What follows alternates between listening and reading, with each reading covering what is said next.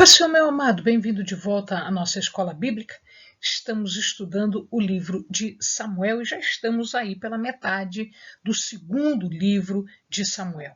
Então pega a sua Bíblia, pega o seu caderno de estudos, ora ao Senhor, pede a Ele discernimento, entendimento, conhecimento, sabedoria, pede a Ele proteção, para que nós possamos desvendar dos seus mistérios.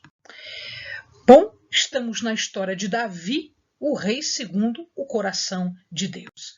Já vimos a ascensão, já vimos que ele se torna rei sobre todo o Israel, e agora nós vamos falar a parte central da história de Davi, a crise pessoal de Davi.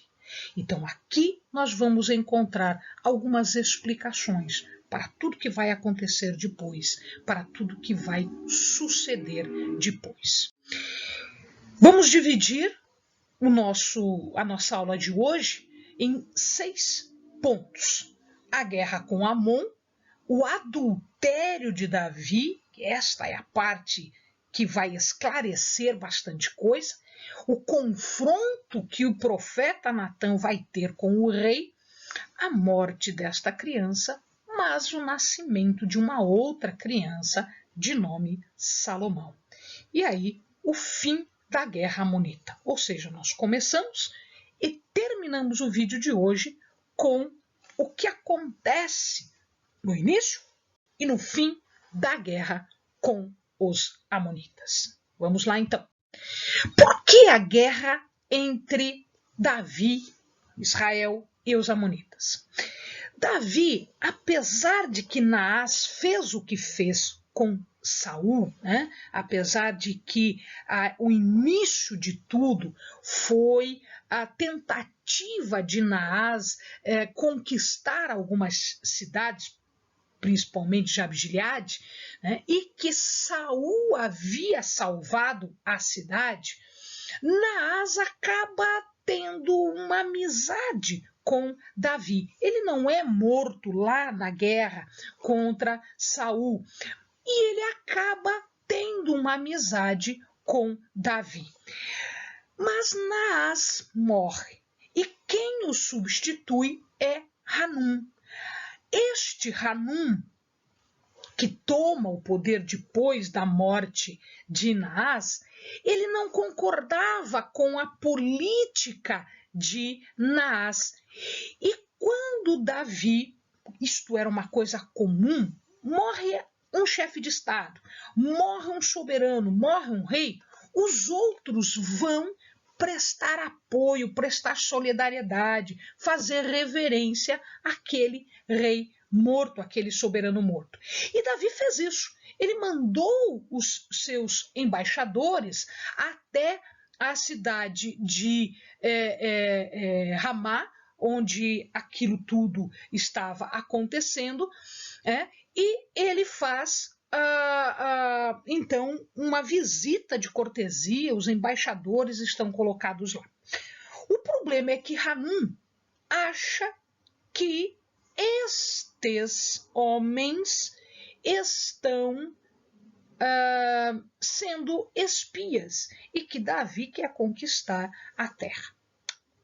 Ora, ele não só insulta os embaixadores, ele corta metade da barba, ele os deixa nu e solta. Isso era o maior dos insultos. E ele declara independência de Israel. Depois que ele fez isso, ele percebe que, pode ter problema? Pode ter problema. Então ele vai até os sírios, ele contrata mercenários que são sírios, mais Maaca, Tob, eles se juntam às tropas de Amon, de Hanum, e aí eles estão prontos e preparados para a guerra contra Davi. Joabe vai com uma parte do exército e Abissai, que é seu irmão, vai com outra parte do exército. Então Joabe vai por um lado e Abissai vai por outro lado. E Joabe, então, ora ao Senhor e ele entrega a batalha nas mãos de Deus. Então o que acontece aqui é que Joabe se coloca totalmente nas mãos de Deus para que Deus faça aquilo que é necessário ser feito. Joabe vence a batalha e Hadadezer vai atacar novamente. Davi vence a batalha. Davi acaba vencendo esta segunda batalha, a batalha que Hadadezer fez. Hadadezer, lembre-se que ele já havia brigado com Davi antes e já havia sido conquistado por Davi antes. A rebelião dele não ficou impune, ele é dominado de novo. Acontece que enquanto eles estão brigando, enquanto a guerra está acontecendo, enquanto o cerco está acontecendo, para a guerra final, para o domínio final, Davi acaba ficando em Jerusalém. Davi não vai para a guerra. E Joabe fica na capital de Amon, Rabá, fica ali guerreando. E num dia, após o almoço, passeando por ali, durante a sesta da tarde, Davi vê Batseba, porque o palácio era mais alto, então enxergava as casas em volta. Batseba está tomando banho. Isto era um ritual que acontecia depois da menstruação da mulher, se tomava banho para fazer a purificação, porque o sangue deixava a mulher impura. Então ela estava tomando banho, ela estava fazendo a purificação depois da menstruação, ou seja, ela não estava grávida. Ora, Davi vê Batseba, ele olha Batseba e ele arrogantemente, orgulhosamente deseja Batseba. Mas Davi já não tinha um monte de esposa? Davi tinha um monte de esposa, mas aquela era desejada. E ele, então, faz todo o possível para trazer Batseba à sua presença. E ele acaba, então, tendo um encontro íntimo com ela, e deste encontro resulta uma gravidez. Então, Batseba engravida. E é de Davi, porque Urias, o seu esposo, está em guerra. Ele é um soldado, né? E, portanto, quando Davi percebe a situação, aquilo que estava escondido agora vai ser visto por todo mundo, ele diz, opa, eu vou ter que esconder isso, eu vou ter que esconder a gravidez de Batseba. Então, o que ele faz? Ele manda chamar Urias. E aí manda Urias para casa. No dia seguinte, ele percebe que Urias está na porta, ele não foi coabitar com a sua esposa. Ele embebeda Urias e tenta fazer isso uma ou duas vezes, mas Urias é mais fiel do que Davi. Ele é mais fiel do que Davi. E o que vai acontecer agora? O que vai acontecer é que Davi não tem outra escapatória. Urias vai ter que ser morto, porque o que acontecerá quando ele chegar da guerra e a sua esposa está grávida, sabendo que ele não teve intercurso com ela? Ele escreve para Joabe e ele diz, Joabe, faça o que for possível e aonde a batalha estiver mais ferrenha, onde a batalha estiver mais renhida, coloque Urias. Ou seja, Joabe entendeu a mensagem, portanto Urias estava com a sentença de morte.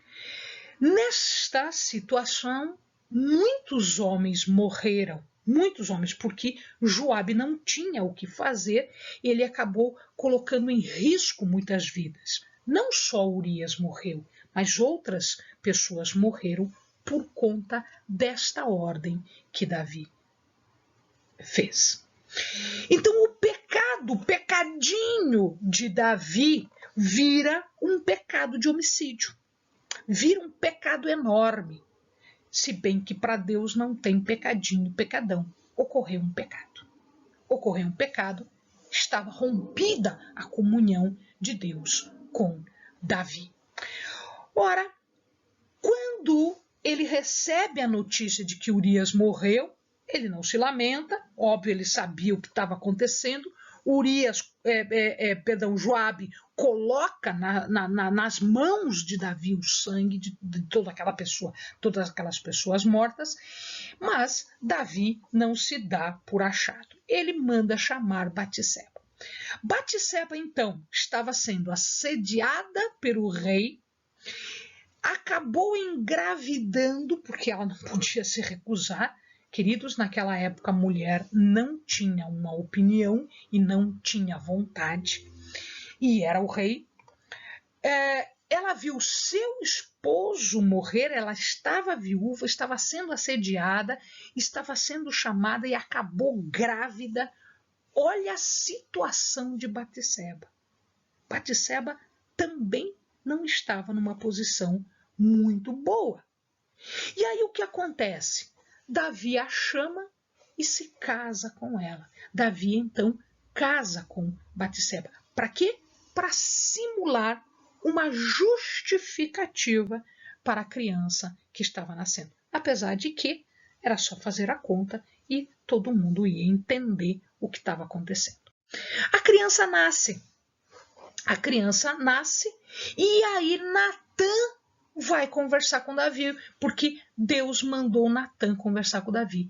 E ele monta uma parábola do homem rico, do homem pobre, o homem rico que recebe uma visita e quer fazer média lá com o seu visitante, ele pega a única ovelhinha do homem pobre, mata e serve. E aí Davi decide por ele mesmo, este homem merece morrer, este homem merece a morte. Ou seja, a decisão final é do rei. De repente, Natã fala, você é esse homem. E apresenta o caso para ele. Ele percebe, então, que não era Natã que estava falando, era Deus que estava repreendendo. Por intermédio de Natã, Deus repreende mais fortemente Davi, porque não era coisa pouca o que Davi fez. Deus lembra, escute, eu te tirei de trás das ovelhas, te coloquei aqui, te dei uma casa, te dei um reino, te dei poder. Você quis algo que não te pertencia, que não era para você. Você quis algo além de tudo que eu te dei. Você desejou porque desejou algo que era dele. Ele coloca nas mãos de Davi o sangue de Urias. Davi entende tudo isso. Davi percebe que errou. Davi percebe que o seu pecado foi gravíssimo. Ele assume a responsabilidade, ele se humilha diante de Deus, diante de Natã. Ele confessa a sua culpa. Essa era a diferença do coração de Davi. O coração de Davi está dizendo aqui, eu pequei, eu mereço a morte. Mas Deus tinha outros planos. E ele diz, não. Todo o reino vai saber que eu sou um Deus de justiça. E eu vou te tratar com justiça. Como assim? Você não fez Urias morrer à espada? Ok. Então eu vou te dizer que a espada não vai se apartar da tua casa. Haverá sangue derramado entre os teus. Os teus filhos lutarão, os teus filhos morrerão, os teus filhos se matarão. Você roubou a esposa de alguém que só tinha uma esposa. Você roubou a esposa de alguém. Eu vou fazer com que outro homem tome as tuas esposas. Esta criança não tem culpa de absolutamente nada. Eu vou tomá-la para mim. Você não terá essa criança. Esta criança morrerá. E haverá tragédia, e haverá perda até os últimos anos do teu reinado. Está rompido. Davi entende tudo isso. Davi compreende tudo isso. Porque Davi era segundo o coração de Deus. E ele sabia que este pecado era um pecado imperdoável. Era um pecado por demais grave para ser simplesmente esquecido. E então, meu querido, Davi se achega a Deus em oração. Davi passa noite e dia em oração. Davi jejua desesperadamente. Davi nem dorme, porque ele está preocupado com aquela criança e com a comunhão com Deus. Quando a criança morre, as pessoas ficam com medo de falar para Davi que a criança morreu, porque ele estava há dias sem dormir, há dias sem comer, ele estava jogado em oração num estado deplorável como pessoa, porque ele estava largado diante de Deus. Deus fez a sua decisão, Deus tomou a sua decisão e Deus executou a decisão. Qual foi a execução? A criança morreu. A criança foi levada, a criança foi tomada por Deus. Ela não tinha culpa. Ela foi levada para Deus. E as pessoas com medo de chegar e falar, quando Davi percebe aquela situação, ele diz assim, a criança morreu, né? Sim, a criança morreu. Ok. Ele vai, toma um banho, se arruma, se perfuma, manda fazer comida, come e ninguém estava entendendo nada. Mas Davi entendia. Ele fez o que fez, tentando modificar a decisão de Deus. Mas Deus não modificou. Então o que acontece? Davi aceita. Davi aceitou a decisão, porque ele sabia que estava errado. E ele aceita. E ele se coloca ainda mais diante de Deus. Tanto ele se coloca diante de Deus, Deus percebe tanta aflição no coração de Davi, que quando Davi se achega a Batseba de novo, né, ela engravida de novo. Isto significa, então, que Deus havia restaurado a comunhão dele, Deus, com Davi. Por quê? Porque Deus havia lhe dado um filho. Este filho tem dois nomes. A Bíblia é conhecida com dois nomes. Ele é chamado de Salomão, Shalom, paz, prosperidade, Shalomon, Shalom, mas também é conhecido como Gedidias, o amado pelo Senhor. Então isto significa que Davi restaura, através do seu arrependimento, da sua oração, ele restaura a comunhão com Deus. Mas a decisão já tinha sido tomada, foi efetivada e Davi aceita esta decisão. E a guerra? Bom, a guerra estava acontecendo. Joabe tinha cercado Rabá, a capital de Amon. Quando Joabe estava para conquistar Rabá, a capital, ele diz, não, que não seja eu a conquistar. E aí ele chama Davi, para que Davi entre na cidade como conquistador. E é isso que acontece. E dali ele toma muitos despojos. Estes despojos vão ser importantes mais para frente, porque Davi está, como ele não pode construir a casa de Deus, o que Davi está fazendo? Davi está juntando recursos para que um dos seus filhos, ele não sabe qual, Deus já estava preparando, porque é Salomão, um dos seus filhos vai construir a casa e ele vai precisar de recurso. Então ele já está conquistando esses despojos, ele já está conquistando riquezas para deixar para que então Salomão possa construir a casa. Olha, amado, só a coroa do rei pesava 1 talento de ouro. Quanto é isso, Eleni? Dependendo das marcações, existiam várias medidas, mas dependendo delas, a regra, a média, era que valesse 30 quilos de ouro. Então, só a coroa valia 30 quilos de ouro. E Davi começa a juntar recursos para a construção da casa de Deus. Amém, amados? Bons estudos.